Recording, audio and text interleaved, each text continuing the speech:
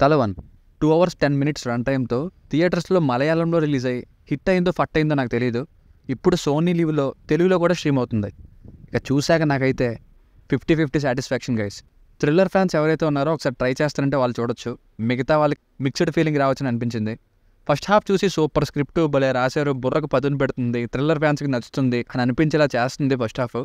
కానీ second half మాత్రం ఇంకా ఫస్ట్ హాఫ్ ఫార్మాట్లోనే గెస్ట్ చేయండి అంటూ మర్చిపోయిన కనెక్షన్స్ అన్నీ ఎక్కడెక్కడ నుండో వెతికి తీసుకొచ్చి ఇంకా గెస్ట్ చేయండి అన్నట్టే బోల్డ్ అనే సీన్స్ క్రియేట్ చేసి కాసేపు రన్ టైం పెంచుదాం అన్నట్టే స్లోగా వెళ్ళింది.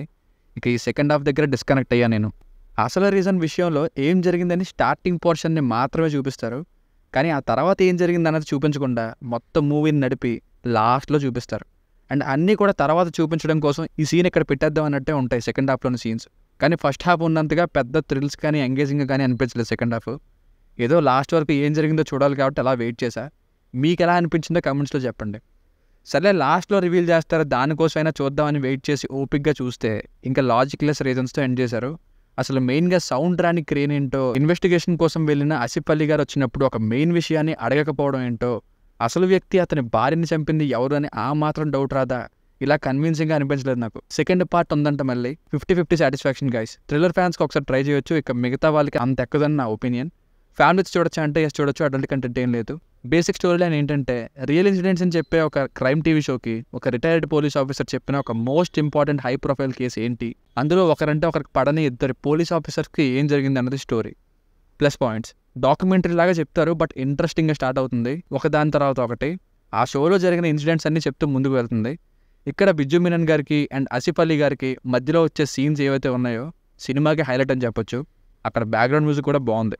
అలా చూస్తూ ఉండిపోతాం వీళ్ళిద్దరు పడే గొడవలు. ఇక ఇంటర్వెల్లో జైల్ ఫైట్, కొన్ని థ్రిల్లింగ్ సీన్స్, మంచి పొటెన్షియల్ ఉన్న ఓవరాల్ స్క్రిప్ట్, కొన్ని చోట్ల ఎలివేట్ చేసే బ్యాక్గ్రౌండ్ మ్యూజిక్, ఏం జరుగుతుందా అని అనుకునేలా చేసే గెస్సింగ్ ఫ్యాక్టర్, సినిమాటోగ్రఫీ, ఇవి ప్లస్ పాయింట్స్.